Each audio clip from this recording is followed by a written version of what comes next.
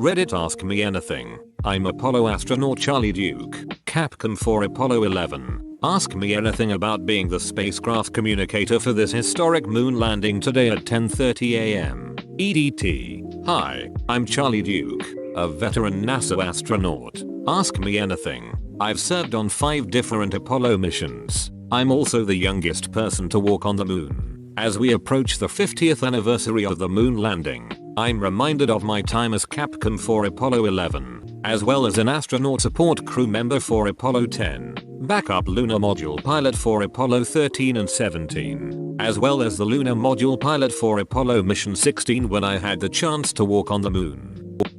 You've previously told a story about screwing around on the moon and potentially almost breaking your life support systems when you landed badly. How does it feel knowing you probably hold the record for highest moon jump, and have for almost 50 years?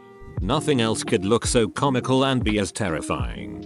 R.I.P. Charlie, he tried to do a backflip on the moon. Charlie, I had the pleasure to sit and talk with you at a college luncheon about 35 years ago. I remember discussing your ride on the lunar rover. Anything you can share about your off-roading experience? It was very bouncy. The moon is rough and the suspension system on the rover is accommodating to that. I'm glad I had my seatbelt on. It was a great ride. Good morning, sir. I want to know if Capcom had small talk with the crew, conversations which were not recorded for posterity? Thank you, Mr. Duke. Just wanted to say, every conversation Capcom had with Apollo 11 was indeed recorded, and you can listen to a real-time playback of the entire mission and listen to just the Capcom loop if you wish from start to finish. Apollo in real-time org link. What do you think of space tourism? What is even considered 50 years ago? I think space tourism is going to be a great asset to put space back on the mind of the public. Virgin Galactic, SpaceX, Blue Origin, all those thinking about it. It's going to be really exciting.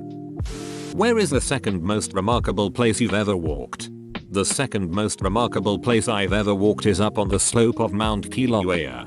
I was just there 2 weeks ago and man, that is one breathtaking view.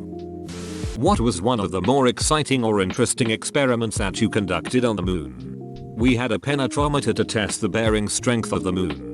We had different tips to put on this and we pushed down to see how far you could push it into the moon. That was my job mostly. Funnily enough, I think that's what my wife has me around for.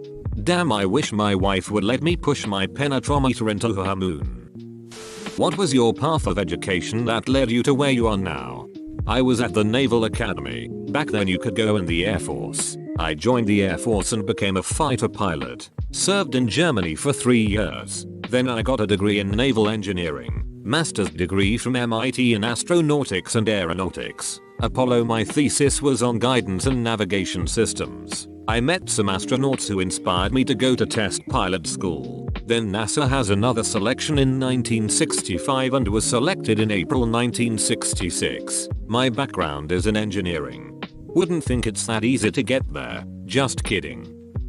Hello. Do you ever have dreams, not like aspirations, the kind when you sleep, about being back on the moon? Any of them notable you'd like to share?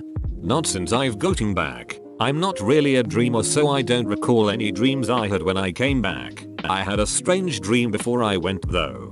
We had a survival kit. I would pick that. It has water, food, medicines, etc. And it was designed for 3 guys for 3 days. I would also bring shoes. Thanks for doing this Ask Me Anything. Firstly, what are the most important qualities you think a person wanting to be an astronaut should try to hone in themselves? I think you have to have a purpose. You need dedication to the goal, to your job. Focus on your task. Discipline. You have to discipline yourself. Work ethic. Willing to sacrifice your time for the mission. A sense of humor is also important. Thank you so much for your contribution to the space industry.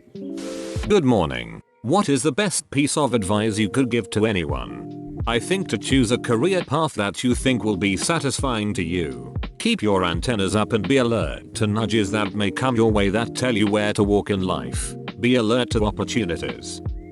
I have a bit of a technical question that I've always wondered about. How did you sleep on the moon? Was there enough room to lay down on the floor of the LEM, or were there hammocks or something that you would hang up? We had hammocks that we attached to the side of the lunar module. My hammock was about 6 inches off the floor. It went right left across the floor. John Young had a hammock that connected above me. We took off our suits, but it was chilly inside to me. First night was exciting, but after that, we were tired after a long day of work.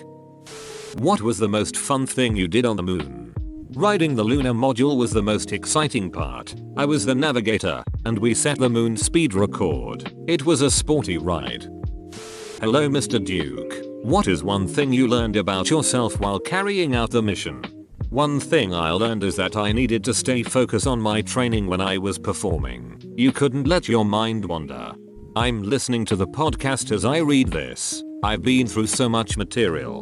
Books, documentaries, you name it on the space race in general and Apollo in particular, that is quite difficult for me to find something I haven't seen before in some way or form. And 13 minutes to the moon is one of the few exceptions. It's very well put together, with lots of interesting interviews. Highly recommended if you are interested in these subjects. What was your favorite memory during your experience at NASA? I think the most significant memory was landing on the moon. It was very dynamic with lots of activity in the cockpit. We were in an area with extreme detail we had never seen before. We were seeing a lot that we hadn't seen before. Very dynamic and had to make quick decisions. What was your first thought when stepping onto the moon? Excitement. I thought I'm on the moon. Finally, here I am. I couldn't wait to get to work. My thought was I made it. I was kind of hoping it would be wait. Did I leave the oven on, or something similar? What did you do on the journey to entertain yourselves? We listened to music. We had classical music and a tape recorder that we shared. Everyone had 2 cassettes. I love country music, so I had 2 hours worth to listen to. One popular country music star at the time was Dolly Parton, and she did a whole show just for us. We listened to these tapes over and over again. How did walking on the moon affect your perspective on life? IT was an adventure. It wasn't spiritual or philosophical. You don't have time to ponder the origins of life. What is re-entry to the Earth's atmosphere like? Is it really loud and violent? There was hardly any noise, not very shaky, but it looked like a brilliant fireball outside. It was spectacular. It was like sitting inside of a furnace, comfy on the inside. I believe this 100%, but I could also buy it as sarcasm. Hey, was it bumpy entering the atmosphere? No, there was hardly any noise and it was comfy on mayo.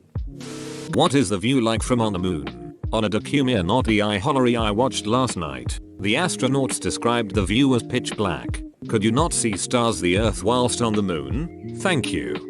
The Earth was clearly visible. If you tried to look up, you just saw your helmet. The sky was black because the sun is shining and because there is no atmosphere on the moon.